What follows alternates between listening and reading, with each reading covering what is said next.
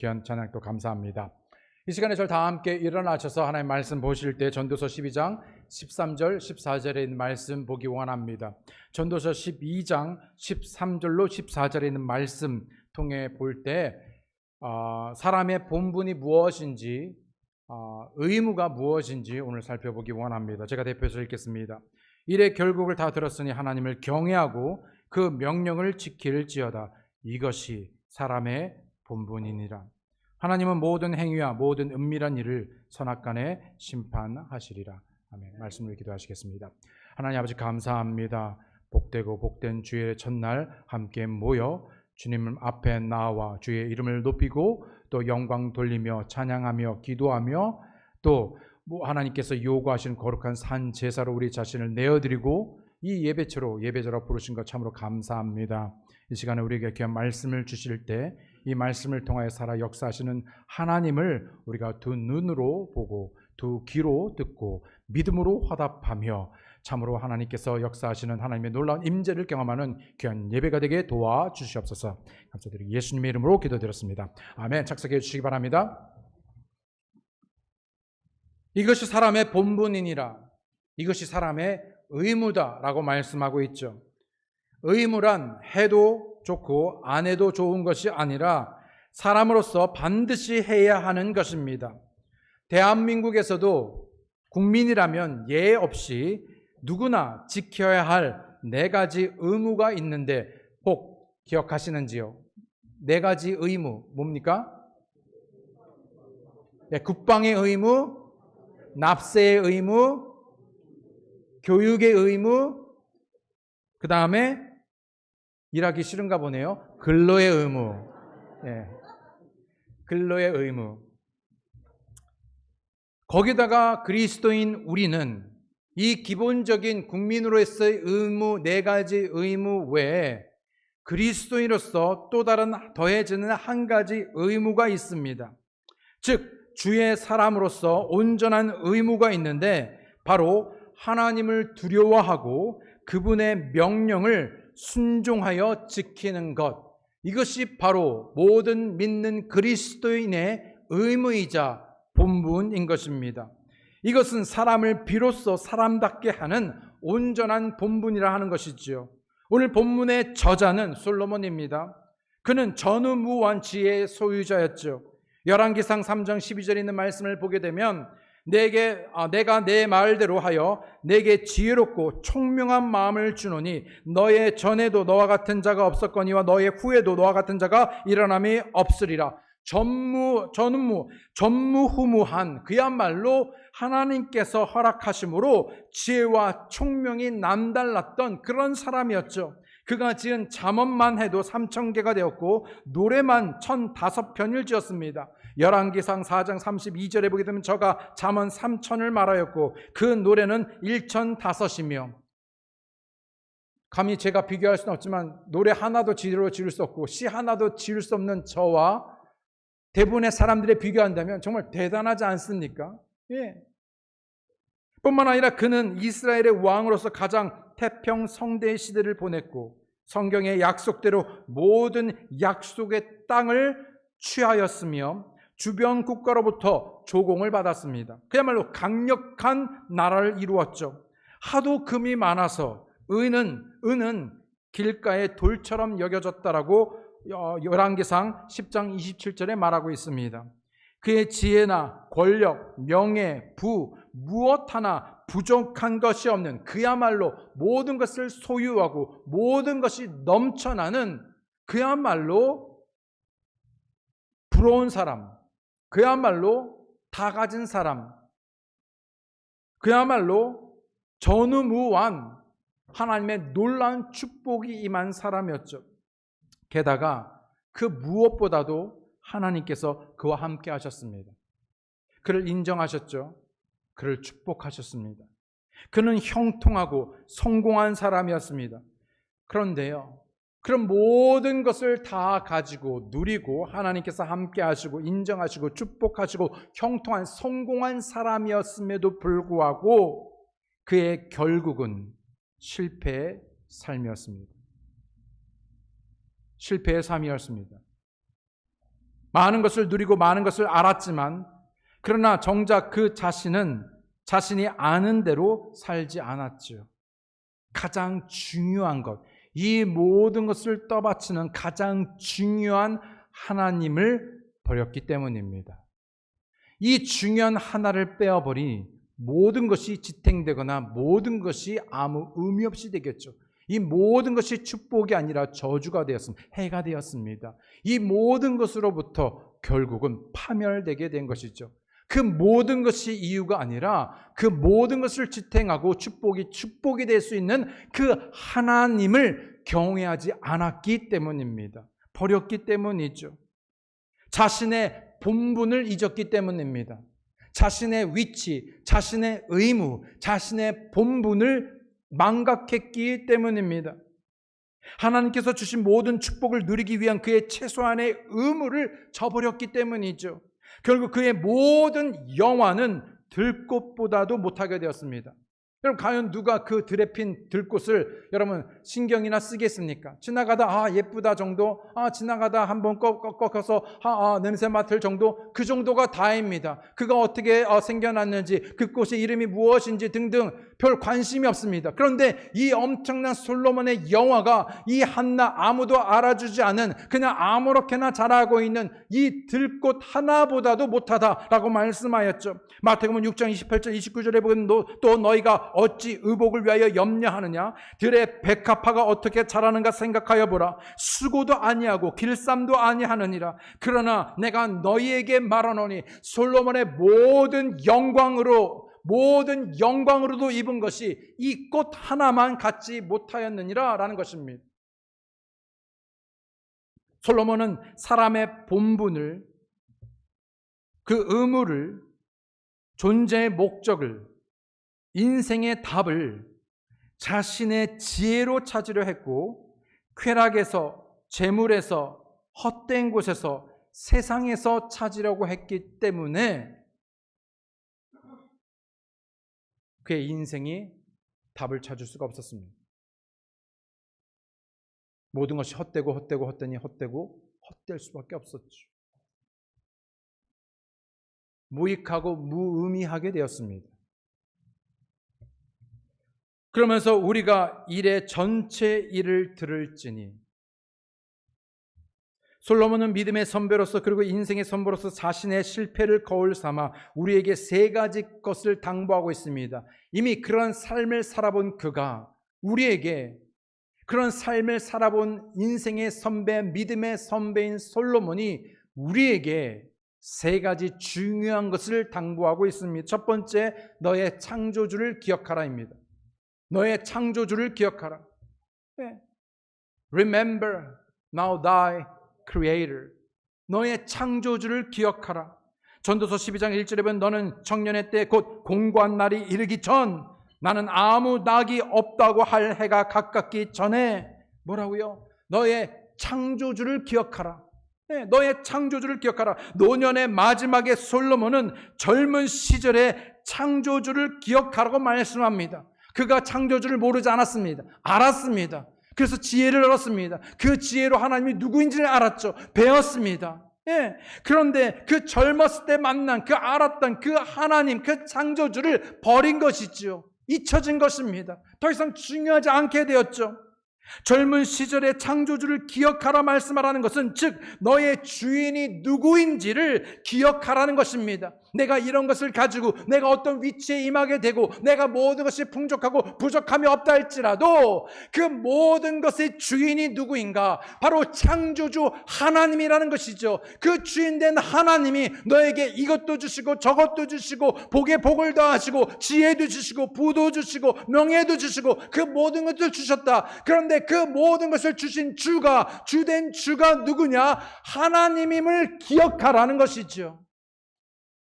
그런데 이것은 솔로몬뿐만 아니라 우리 대부분의 많은 그리스도인들이 이 사실을 망각합니다. 무엇을 망각하냐? 이것을 기억하는 사람은, 그것을 아는 사람들은 이 모든 것이 하나님의 은혜입니다라고 고백하는데, 이것을 어느덧 잊어버리게 되고 망각하게 되면 이 모든 것이 하나님의 은혜가 아니라 자신의 의, 자신의 노력, 자신의 것으로 인정하게 됩니다. 자신의 삶의 주인이 하나님이 아니라 내가 되는 것이죠. 내가 결정합니다. 내가 목적입니다. 내가 방향입니다. 내 원함입니다. 쾌락을 원합니다. 그러나 이 모든 것, 즉 하나님이 없는, 하나님이 지탱되지 않는, 하나님이 기억되지 않는, 하나님이 인정되지 않는 바로 그 삶은 목적이 없고 목적을 잃고 향방이 없는, 그야말로 그 노년의 인생의 말년이 결국 파멸할 수밖에 없다라고 우리에게 도전하고 말씀하고 있는 것이죠. 인생을 만드시고 창조하신 분이 하나님이십니다. 그분은 우리의 인생의 답을 알고 계시고 목적을 알고 계시죠. 우리에게 무엇이 가장 좋은 것인지를 알고 계십니다. 창조주 하나님께서 천지를 창조하셨을 때 무에서 유를 창조하시고 온갖 것을 그 종류대로 만드셨죠. 그리고 인간을 당신의 형상대로 만드셨습니다. 그래서 인간과 하나님은 함께 교제하며 당신의 뜻을 이루기 원하셨습니다. 내 뜻이 아니라, my will이 아니라, my way가 아니라, my plan이 아니라 God's way, God's will, 하나님의 뜻, 하나님의 계획, 하나님의 목적. 그런데 그것이 그냥 나와 하나님과 동떨어진 것이 아니라 바로 그분의 목적이 내 목적이 되고 그분의 길이 내 길이 되며 그분의 뜻이 내 뜻이 되어졌을 때 우리는 비로소 삶을 세워가고 온전한 생명의 길로 나아가게 되는 것인데요. 바로 그 시작점이 어디냐면 창조주 하나님을 아는 것, 그리고 그분을 인정하는 것, 그리고 범사의 그를 인정하고 그분과 함께하는 그분을 신뢰하는 것, 이것이 시작점인 것입니다. 이 위에 우리가 삶을 세워나갈 수 있게 되는 것이죠. 골로새서 1장 16절에 보면 만물이 그에게 창조되되 하늘과 땅에서 보이는 것들과 보이지 않는 것들과 혹은 보좌들이나 주관자들이나 정사들이나 권세달이나 만물이 다 그로 말미암고 그를 위하여 창조되었고, 뭐라고요? All things, 모든 것이 created by him, 그에 의해서, 그리고 for him, 그를 위해서 창조되었다라고 말씀하고 있습니다. 요한계시록 4장 11절에 보게 되면 개역에서는 정확히 말씀을 하고 있지 않기 때문에 킹 제임스 바이블을 보게 되면 오 주여, 주는 영광과 존귀와 권능을 받기에 합당하시오니 주께서 모든 것을 창조하셨고 또 그것들이, 창조된 것들이, 모든 피조물들이, 모든 창조물들이 주를 기쁘게 하려고 존재하며 창조되었나이다. 아멘. 우리가 존재하는 것은 이제는 하나님께서 나를 죄에서 자유케 하고 하나님의 자녀가 되게, 빛의 자녀가 되게, 이제는 내가 내 마음대로 사는 것이 아니라 나를 지으신, 나를 구원하신 바로 나의 창조주 하나님을 믿음으로 기쁘게 하려고 존재하며 창조되었다라는 것을 기억해야 합니다. 아멘. 때문에 우리는 먹든지 마시든지 무엇을 하든지 어디에 있든지 무엇을 하든지 간에 무엇을 위해서? 하나님의 영광을 위해서, 하나님을 기쁘게 하기 위해서. 그렇다면 우리는 어떻게 하나님을 기쁘게 할 수 있습니까? 히브리서 11장 6절에 보면 믿음이 없이는 하나님을 기쁘시게 할 수 없다라고 말씀하죠. 우리가 무엇을 하든지 간에 우리가 믿음으로, 행함으로 하나님을 기쁘시게 할 수 있습니다. 그것이 우리의 존재의 이유, 목적입니다. 우리의 방향인 것이죠. 이사야 43장 21절에 있는 말씀을 보게 되면 이 백성은 내가 나를 위하여 지었나니 나의 찬송을 부르게 하려 함이니라. 다시요, 이 백성은 내가 나를 위해, 하나님께서 하나님을 위하여 지었다, 창조했다, 그러면서 나의 찬송을 부르게 하려 함이라. 여러분, 찬송이 내 감정을 위해서, 우리를 위해서 부르는 찬송이 아닌, 프로그램이 아닙니다. 찬송 또한, 찬양 또한 누구를 위해서? 하나님을 위해서. 사실은 그분이 어떠하신가, 그분이 무엇을 하셨고, 그분의 의미가 무엇인지, 그분이 갈보리 동산에서 어떤 일을 행하셨는지, 그분의 선하심과 신실하심과 그분을 대하여 찬양하며 높이는 것, 프레이즈하는 것, 바로 그것이 우리의 존재 이유, 목적인 것입니다. 아멘. 만물과 사람의 존재의 목적은 하나님을 위하여 지음을 받은 존재라는 데부터 시작을 해야 되는데, 이 시작점이 없고 이 시작점이 흔들리고 이 시작점이 이어지지 않으니까는 이 삶이 어려워집니다. 무의미해지는 것이죠. 무익해지는 것입니다. 향방을 잃어버리는 것이죠. 열심히는 사는데, 열심히는 행하는데 결국에 남는 것이 아무것도 없는 것이죠. 즉 존재의 목적을 위해, 존재의 의미를 알기 위해서는 창조주께로 돌아가야 합니다. 아멘. 그분의 목적으로 돌아가야 합니다. 그리고 그분을 기억해야 합니다. 로마서 11장 36절에 이는 만물이 주에게서 나오고 주로 말미암고 주에게로 돌아갑니다. 영광이 그에게 세세에 있으리로다. 아멘. 그럼에도 사람들은 자신의 존재의 의미를 하나님에게서 아니라 자기 스스로에게서 찾으러 갑니다. 오늘날 한 사람이 삶이 무엇인가 알 길이 없어요. 그래서 홀로 떠납니다. 아무리 철학책을 읽고 아무리 책을 읽어도 삶의 의미, 목적을 알 수가 없습니다. 삶은 무엇인가? 그래서 정처 없이 무궁화 호를 타고 기차를 타고 내려갑니다. 그런데 갑자기 어느 순간에 수레가 하나가 들어오면서 삶은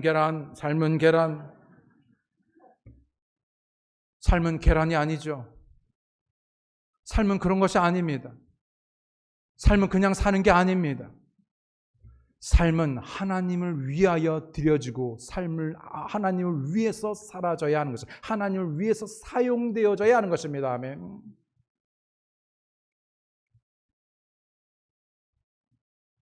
그런데 자신을 지으신 하나님보다 내가 나를 더 잘한다고 생각하는 것이죠. 그리고 스스로 변명합니다. 그리고 하나님을 거부하죠. 인생의 답을 하나님에게서 찾지 않는 한 그 인생은 답답해지고 채워지지 않는 공허함과 헛수고로 자멸하게 됩니다. 왜 인생이 답답한가? 답이 없잖아요. 그러니까 답답하죠. 근데 답이 없지 않아요. 모든 답은 하나님이 가지고 계십니다. 모든 키는 하나님이십니다. 모든 답과 모든 키와 모든 것을 가능케 하시는 우리의 삶의 진정한 이유와 목적을 알기 원한다면 주님께로 돌아가 하나님을 기억하고 하나님의 말씀에 자신을 드려야 될 것입니다. 두 번째로 사람의 의무 즉 본분을 온전히 이루라입니다. 사람의 의무 즉 본분을 온전히 이루라. 왜냐하면 이것이 바로 사람의 본분이기 때문에. 무엇이 사람의 본분입니까? 첫 번째로 하나님을 두려워하는 것, 하나님을 경외하는 것이라고 말하고 있죠. Fear God. 주를 두려워한다는 뜻은 무엇입니까? 두려워한다는 것은 단순한 무서움이나 공포감이 아니라 사랑과 존경을 포함한 두려움, 경외이죠. 그러나 요즘은 하나님을 믿는다고 하면서 하나님을 전혀 두려워하지 않습니다. 사실은 언젠가도 말씀드렸죠. 오늘 대부분의 그리스도인들의 문제는 하나님을 더 사랑하는가 사랑하지 않는가 있지 않습니다. 사실 모두가 하나님을 사랑하죠. 그런데 정작 문제는 무엇이냐면 사랑하지 않느냐가 문제가 아니라 하나님을 두려워하고 하나님을 경외하지 않는다라는 것이죠. 그러니까는 죄를 짓습니다. 합리화합니다. 자기 길로 갑니다. 왜요? 덜 사랑해서가 아니라 하나님을 두려워하지 않았기 때문입니다. 하나님을 경외하지 않기 때문이죠. 직장에서 월급을 주는 사장님은 경외하면서 자신에게 영원한 생명을 주시고 모든 것을 주신 하나님은 부장님이나 과장님만큼도 경외하지 않습니다. 직장에서는 그렇게 잘하면서 하나님의 집인 교회에서는 너무나 소홀합니다. 툴툴거립니다. 불평합니다. 원망합니다. 무겁게 여깁니다. 부담스러워합니다. 최근에 아내랑 식당에 다니면서 눈여겨보면서 자주 나눈 이야기입니다. 이번에 아들과도 식당 가서 밥 먹으면서 또 발견해서 또 나눈 이야기도 합니다. 여러분 유명한 식당에 가면요, 거기서 일하는 서빙하는 사람들이 있잖아요. 서빙하는 사람들. 여러분 시간당 얼마를 받는 것 같습니까? 오늘 아침에도 확인해 보니까 만 얼마라고 했더니 정확히 말씀해 주시더라고요. 만 20원. 30원이에요? 10원이 올랐나 보죠? 네.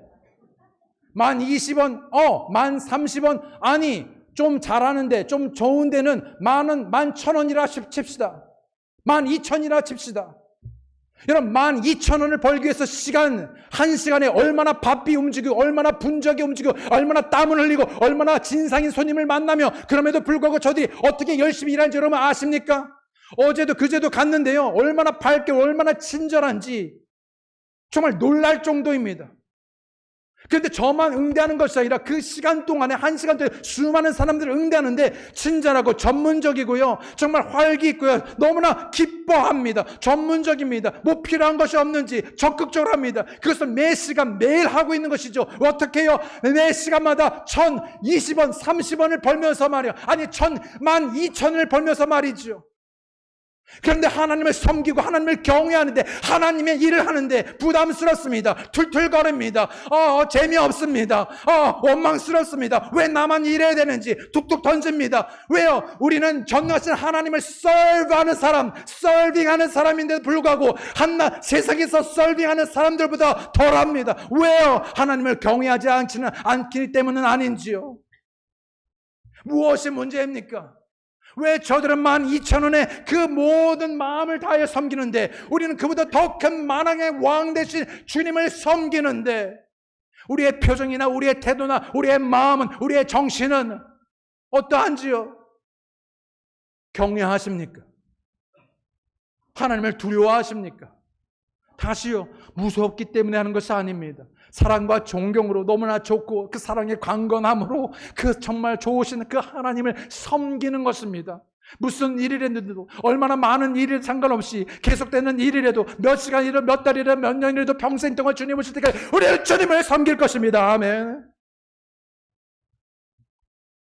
군대에서 상관의 명령은 절대적으로 순종하면서 하나님의 명령은 아무렇지도 않게 불순종합니다. 오히려 왜 우리가 불순종할 수밖에 없는 이유를 대지요. 사람들에게는 잘 보이려고 하고 하나님에게는 잘 보이려고 하지 않습니다. 그러나 예수님께서 말씀하셨습니다. 마태복음 10장 28절에 말씀하시기를 몸은 죽여도 영혼은 능히 죽이지 못하는 자들을 두려워하지 말고 오직 몸과 영혼을 능히 지옥에 멸하시는 자를 두려워하라, 경외하라 라고 말씀하셨습니다. 하나님에 대한 경외가 사라질 때 우리는 스스로 방종합니다. 우리의 마음이 부패하고 삶이 타락하죠. 갓길로 빠집니다. 무익하게 되는 것이죠. 잠언 1장 7절에 하나님께서 말씀하십니다. 여호와를 경외하는 것이 지식의 근본이여를 미련한 자는 지혜와 훈계를 멸시하느니라. 잠언 15장 33절에 말씀하시기를 여호와를 경외하는 것은 지혜의 훈계라 겸손은 존귀의 앞잡이다 라고 말하죠. 잠언 14장 27절에 여호와를 경외하는 것은 생명의 샘이라 사망의 그물에서 사망의 올무에서 벗어나게 하니라. 하나님을 경외하지 않으니까 자꾸만 그 덫에 사단의 올무에 빠져드는 것이죠. 그러면서 우리는 왜 하나님 나를 시험하시나이까? 하나님께서는 시험하시지도 시험 당하시지 않고 모든 사람이 자기의 욕심에 빠져 스스로 시험에 올무에 빠진다고 말하고 있습니다. 왜요? 하나님을 경외하지 않기 때문입니다. 아멘. 잠언 9장 10절에 여호와를 경외하는 것이 지혜의 근본이요 거룩하신 자를 아는 것이 명철인데, 여러분 얼마만큼 우리 주님이 우리 하나님께서 거룩하신지를 내가 거룩한 것처럼 너희도 거룩하라고 말씀하셨을 때 그 말씀을 하나님의 말씀으로 비록 우리가 완전히 거룩하게 되지는 않지만은 그럼에도 불구하고 우리가 성별된 삶을 살기 위해서 몸부림치며 죄와 싸우되 죽기까지 피 흘리기까지 싸우며, 그러나 그것이 의무나 책임이 아니라 율법이 아니라 사랑이 우리를 강권하기 때문에, 사랑하기 때문에 그렇게 하지 않을 수 없으니까, 하나님을 경외하니까. 잠언 8장 13절에 여호와를 경외하는 것은 악을 미워하는 것이라. 여러분 과연 하나님께서 악을 미워하는 것처럼, 죄를 미워하는 것처럼 우리는 얼마나 그런 죄들을 미워합니까? 증오합니까? 그런데 우리도 모르게 어느덧 우리는 그런 죄들이 당연스럽게 되고 우리는 변명하고요, 괜찮아지 무뎌집니다. 그런데 하나님을 경외하는 자는 악을 미워하는 것이라 내가 교만과 거만과 악한 행실과 패역한 입을 미워하느니라. 그럼에도 사람들은 어리석은 자가 되어 자기 마음속에 이르기를 하나님이 없다라고 말합니다. 아니, 없다라고 말하기 전에 이미 없는 것 같이 삽니다. 그 성령께서, 거룩한 영인 성령께서 우리 가운데 내주하시건만 그 성령께서 내주하고 있는지도 모릅니다. 그분께서 말씀하고 있는지도 모릅니다. 무엇이 그분을 근심케 하고 소멸케 하는지조차도, 슬프게 하는지조차도 모릅니다. 전혀 딴 삶, 전혀 다른 영역에서 살아가고 있지는 않는지, 아니면 그 모든 삶에서 그분을 인정하고 범사에 인정하고 주를 신뢰하고 있는지. 그것이 지혜죠. 솔로몬이 그렇게 했습니다. 근데 그것이 점점 멀어지게 되었죠. 그 지혜에서 벗어나게 되었습니다. 명철이 흐려지게 되었죠. 하나님이 계시지 않은 것 같은 삶을 삽니다. 그래서 부패하고 가증하고 악한 일들을 행하죠. 선을 행하지 않습니다. 분명 하나님의 말씀, 무엇이 옳고 그름을 명백하게 말씀하시는데도 귀를 막고 듣지 않습니다.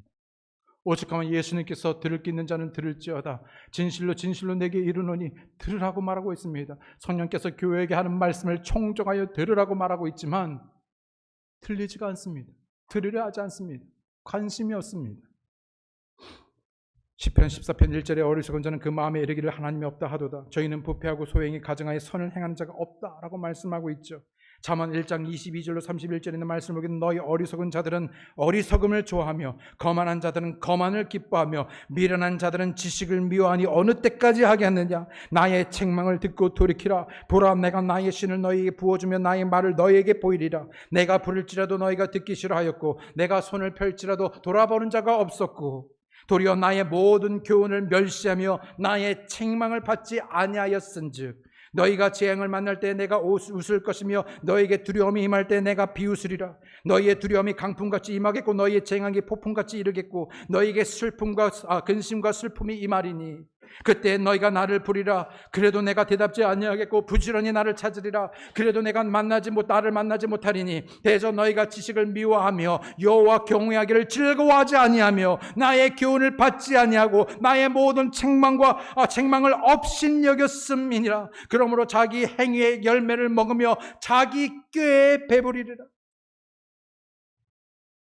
실로 이 말씀을 읽고 듣고 배우면서 얼마나 여러분 두려움과 떨림으로 하나님을 구하고 하나님의 경외하기를, 그래서 하나님께로 돌이키기를, 그래서 그분의 책망과 그분의 음성의 귀를 기울이며 회개하여 하나님 경외하기를 배우겠는지.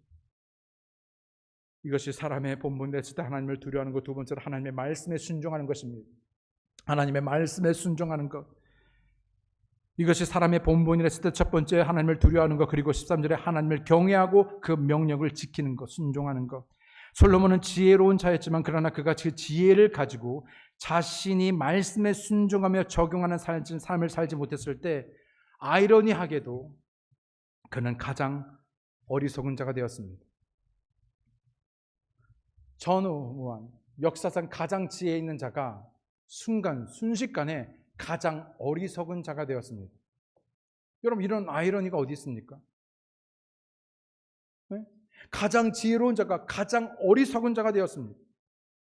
하나님의 말씀을 배우고 아는 것도 중요하지만 더 중요한 것은 그 아는 말씀을 아는 것을 행하는 것이지요. 하나님의 말씀은 순종할 때 능력이 되고 살아 역사합니다. 그럼에도 오늘날 수많은 그리스도인들은 말씀을 그저 즐기고 감동받는 데 사용하죠. 정작 행하려고 하지 않습니다. 말씀을 느끼려고 하지 말씀을 행하려고 하지 않습니다. 말씀이 간지럽히기를 원하지 말씀이 찔려지기를 원하지 않습니다. 하나님께서 솔로몬에게 말씀하셨죠. 열왕기상 9장 4절로 5절에 내가 만일 내 아비 다윗의 행한 같이 마음을 온전히 하고 바르게 하여 내 앞에서 행하며 내가 내게 명한 대로 온갖 것을 순종하여 나의 법도와 율례를 지키면 내가 내 아비 다윗에게 하여 이르기를 이스라엘 위에 오를 사람이 내게서 끊어지지 아니하리라 한 대로 너의 이스라엘의 왕위를 영원히 경고하게 하려니와. 그러나 솔로몬은 순종하지 않았습니다. 그는 인생의 실패 전에 먼저 앞서 하나님의 말씀에 순종하는 것을 실패하였습니다. 삶을 살아가기 전에, 삶을 시작하기 전에 여러분 하나님의 말씀을 듣는데 그리고 행하는데 성공하시기 바랍니다. 열왕기상 11장 31절로 보게 되면 여로보암에게 이르되 너는 10조각을 취하라. 이스라엘 하나님 여호와의 말씀이 내가 이 나라를 솔로몬의 손에서 찢어 빼앗아 10지파를 내게 주고 오직 내 종 다윗을 위하여 이스라엘 모든 지파 중에서 뺀 성 예루살렘을 위하여 한 지파를 솔로몬에게 주리니 이는 너희가 나를 버리고 시돈 사람의 여신 아스타롯과 모압의 신 그모스와 암몬 자손의 신 밀곰을 숭배하며 그 아비 다윗의 행하 같이 아니하여 내 길로 행치 아니하며 나 보기에 정직한 일과 나의 법도와 나의 율례를 행치 아니함이니라 라고 경고했잖아요. 친절히 말씀해 줬음에도 불구하고 여로보암이 따르지 않습니다. 똑같은 길을 걷죠.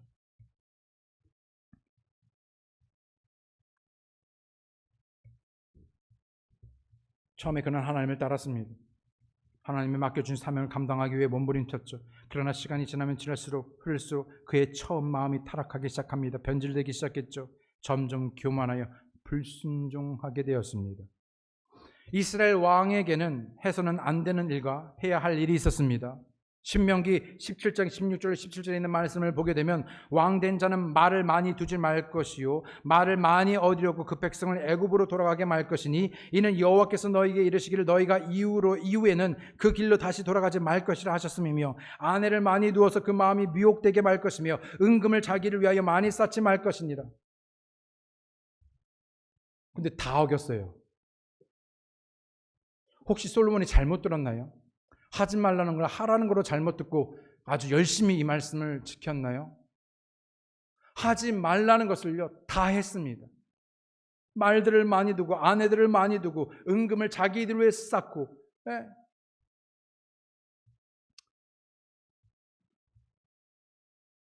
신명기 17장 18절 19절에 그가 왕위에 오르거든 레이 사람 제사장 앞에 보관한 이 율법서를 등사하여 평생에 자기 옆에 두어 읽어서 그 하나님 여호와 경외하기를 배우며 이 율법의 모든 말과 이 규례를 지켜 행할 것이라. 왜요?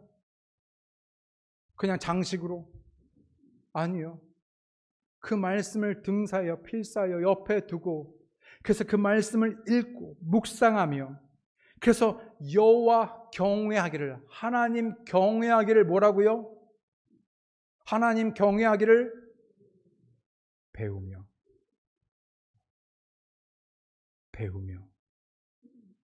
우리는 자연스럽게 하나님을 경외할 수 없습니다. 배워야 합니다. 말씀을 통해 그리고 우리의 선진들의 실패와 성공을 통해 어떻게 경외하는지 무엇이 하나님을 경외하는 것인지 조금 전에 우리가 나열했던 잠언에 있는 말씀들을 통해서 지혜 근본이 경외이고 경외가 무엇인지를 배워 그 배운 말씀대로 행함으로 하나님께서는 인생의 행복을 세상이나 세상에 있는 것들에 두지 않으셨죠. 자신의 의나 힘에 두지 않았습니다. 물질이나 쾌락에 두지 않았어요. 다시 말씀드립니다. 하나님께서는요 인생의 행복을 우리 모두 행복하게 원하잖아요. 그렇죠? 맞습니까? 행복하게 원하시는 분만 아멘. 아멘. 예. 이렇게 해야지 아멘 하죠. 예. 다시 한번 미처 못하신 분들을 위해서 다시 한번 기회를 드리겠습니다. 모두 행복하게 원하시는 분 아멘. 아멘. 예. 인생의 행복을 하나님께서 세상이나 세상에 있는 것들에게 물질이나 쾌락에 두지 않았어요. 거기다 숨겨두지 않았어요. 거기서 찾으려고 거기서 땅을 파고 거기서 찾으라고 그걸 움켜쥐려 한들 여러분 거기서 찾을 수가 없어요. 주어줄 수 없어요. 누릴 수가 없어요. 왜요? 하나님께서 처음부터 거기다 주지 않았어요. 모든 행복과 능력과 열매는 어디에 뒀냐면요 예수 그리스도 안에 말씀 안에 두었습니다. 그러니까 마치 천국을 찾는 자가 그 땅을 파고 그 보석을 찾는 자가 하는 것처럼 여러분 구와 부지런히 찾는 이 말씀을 부지런히 찾는 것이죠. 왜요? 그 모든 것이 이 안에 있으니까요. 그냥 단순히 책이 아니라 능력입니다. 살아 역사입니다. 보석입니다. 은입니다. 루비입니다. 그 무엇보다 가장 좋은 게 하고 귀하고 생명이고 모든 좋은 것들이 이 안에 있습니다. 그러니까 우리가 진짜 행복하려면 너의 행복을 위해서 말씀하시는 그 말씀에 귀를 기울이고 그 말씀을 내 말씀으로 받아들이고 그 말씀을 따라 행할 때 그 합당한 열매를 맺게 될 것입니다. 아멘. 네. 신명기 10장 12절 13절 말씀 다 같이 읽겠습니다.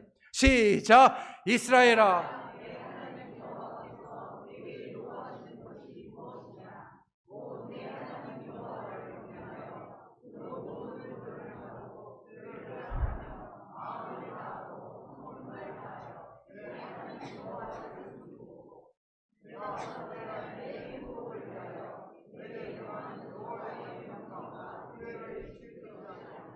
아멘. 오늘날 내 행복을, 우리의 행복을 위하여 내게 명한 이 명령을 지키는데 마음을 다하고 성품을 다하고 혼을 다하고 힘을 다하고 생각을 다하여 주 너의 하나님을 사랑하라. 왜요? 바로 우리의 유익을 위하여, 우리의 행복을 위하여서. 그래서 너희를 위하여 기록한 이 말씀, 나를 위해서가 아니라 누구를 위해서 아니라 하나님의 자녀를 위해서 기록한 이 말씀을 주야로 묵상하고 자로나 우러나 치우치지 말고 그 기록된 대로 다 지켜 행하라. 그리하면 내가 내 길을 형통하게 하리라, 성공케 되리라고 하나님께서 말씀하셨지 않습니까? 아멘. 13절에 이의 결국을 다 들었으니 하나님을 경외하고 그 명령들을 지킬지어다. 이것이 사람의 본분이다 라고 말씀하는 것이죠. 마지막으로 하나님의 마지막 심판을 준비하십시오. 마지막으로 하나님의 마지막 심판을 준비하십시오. 14절에 하나님은 모든 행위와 모든 은밀한 일을 선악간에 심판하시겠다라고 말합니다. 이것을 여러분 기억해야 됩니다. 여러분 그냥 한평생 살고 뭐 하고 이게 아니라 심판이 있습니다. 여러분 우리의 그 죽음의 끝에는, 여러분 우리의 마지막에는 심판이 있습니다. 하나님께서는 우리의 모든 말씀에 대한 반응과 행위에 대하여 심판하시겠다고 말씀하셨죠. 민수기 23장 19절에 있는 말씀을 보게 되면 하나님은 인생이 아니시니 시건치 아니하시고 거짓말하지 않는다는 얘기하죠. 어찌 그 말씀하신 바를 행치 아니하시며 하신 말씀을 실행치 아니하시리라. 요한복음 12장 48절에 나를 저버리고 내 말을 받지 아니한 자를 뭐라고요? 심판할 이가 있으니 곧 나의 한 그 말이 마지막 날에 저를 심판하리라. 13절에 저가 임하시되 시편 96편 13절에 보게 되면 저가 임하시되 땅을 판단하시려 임하실 것임이라. 저가 의로 세계를 판단하시며 그의 진실하심으로 백성을 판단하시리로라. 여기서 말한 판단, judge, 심판이라고 말씀하고 있죠. 시편 69편 5절에 있는 말씀을 보게 되면 하나님이여 나의 우매함을 하시오니 내 죄가 주의 앞에서 숨김이 없나이다. 즉 그 모든 것이 감출 것이 없이 은밀한 것 행한 모든 것들이 다 드러난다라고 말씀하고 있습니다. 그리고 심판하겠다고 말씀하고 있는 것이죠. 시편 44편 20절 21절에 우리가 우리 하나님의 이름을 잊어버렸거나 우리의 손을 이방 신에게 향하여 폈더라면 하나님의 일을 더듬어내지 아니하셨으리까, 찾아내지 못하셨으리까. 대저 주는 마음의 비밀, 마음의 은밀한 일들을 아시나이다. 누가복음 12장 2절로 5절에 있는 말씀을 보게 되면 감추인 것이 드러나지 않을 것이 없고 숨은 것이 알려질 것이 없나니 이러므로 너희가 어두운 데서 말한 모든 것이 광명한 데서 들리고 너희가 골방에서 귀에 대고 말한 것이 집 위에서 전파되리라. 네. 그러니 여러분 하나님을 경외한다 했을 때 그 말, 그 태도, 그 삶, 그 섬김이 어떠하겠습니까? 히브리서 4장 13절에 지으신 것이 하나로도 그 앞에 나타나지 않음이 없고 오직 만물이 우리를 상관하신 자의 눈앞에서 벌거벗은 것 같이 다 드러난다고 말씀하고 있죠. 로마서 14장 10절에 내가 어찌하여 내 형제를 판단하느뇨, 어찌하여 내 형제를 업신여기느뇨. 우리가 다 하나님의 심판대 앞에 서리라. 심판은 두 가지가 있습니다. 믿는 자 행위에 대한 심판, 그리고 믿지 않는 자의 행위에 대한 심판입니다. 줄여서 말씀드리겠습니다. 고린도후서 5장 10절에 보면 이는 우리가 다 반드시 그리스도의 심판대 앞에 다 드러나 각각 선악간에 그 몸으로 행한 것을 따라 받으려면 우리 모든 그리스도인들이 심판받게 되어 있습니다. 어떤 심판이요? 예수 그리스도 앞에 서게 되어 그리스도의 심판대 앞에 서게 되는 것입니다. 이 심판대는 벌을 위한 심판대가 아니라 상을 위한 심판대입니다. 그리고 종종 여러분 졸업식에 가면요, 늘 졸업식 갈 때마다 이것을 느낍니다. 검은 가운을 입잖아요, 그죠? 근데 그 검은 가운 위에 어떤 모자를 썼는지, 어떤 후드 색깔을 했는지 그 전공에 따라서 색깔이 다 다릅니다. 그 다음에 후드뿐만 아니라요, 어떤 사람들은요, 다른 사람은 없는데 금줄이 또 있어요. 그 금줄은 뭐냐면요, 성적이 3.5 이상이에요. 거기다가 또 뭔가를 하면은 또 다른 후드가 붙어요. 거기다 뭘 하면 또 배지도 붙어요. 그냥 휘황찬란해요. 근데 어떤 분들은요, 아주 순수 까매요. 아무것도 없어요. 그냥 까매요. 언젠가 우리가 그리스도의 심판대 앞에 섰을 때, 여러분 그 졸업식은요, 왜 까맣니, 왜 없니 혼내는 시간이 아닙니다. 잘한 사람들을 보상하는 시간이죠. 우리가 그리스도 앞에 심판대 우리 모두가 서게 될 때 우리가 어떻게 믿음으로 살았는지에 따라서 보상받게 될 것입니다. 고린도서 3장 13절에 있는 말씀이고요, 요한계시록 20장에 있는 말씀입니다. 각자 읽어보시기 바랍니다. 이 두 번째로 믿지 않는 자 행에 대한 심판입니다. 마태복음 25장 32절에 보게 되면 모든 민족을 그 앞에 모으고 각각 분별하기를 목자가 양과 염소를 분별하는 것 같이 하여. 요한계시록 20장 14절 15절에 보면 사망과 음부도 불못에 던지우니 이것은 둘째 사망 곧 불못이라. 누구든지 생명책에 기록되지 못한 자는 불못에 던지우리라. 시편 9편 17절에 악인이 음부로 돌아가며 하나님을 잊어버려 모든 열방이 그리하리라. 예.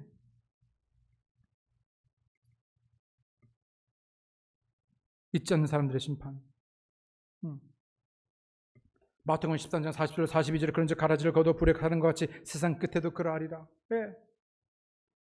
하나님께서는 이미 여러 번 누차 말씀드렸듯이 구원받지 않았기 때문에, 믿지 않았기 때문에 지옥에 보내는 것이 아니라 하나님께서 개입하지 않으면 그 죄로 인해서 모든 사람, 우리 모두는 다 어디로? 지옥으로 갈 수밖에 없습니다. 그런데 하나님께서 우리를 이처럼 사랑하사 독생자 아들 예수 그리스도를 우리에게 주셨죠. 보내주셨습니다. 그가 우리를 죄를 위한 화목제물이 되셨습니다. 우리의 죄를 속량하기 위해서 대신 그 십자가에 달려 죽으시고 피 흘려 물과 피를 다 쏟으시고 죽으시고 장사 지낸 바 될 때 다시 3일 만에 부활하심으로 누구든지 예수 그리스도를 믿기만 하면 하나님의 은혜로 믿음을 통하여 구원해 주신다고 약속하고 있습니다.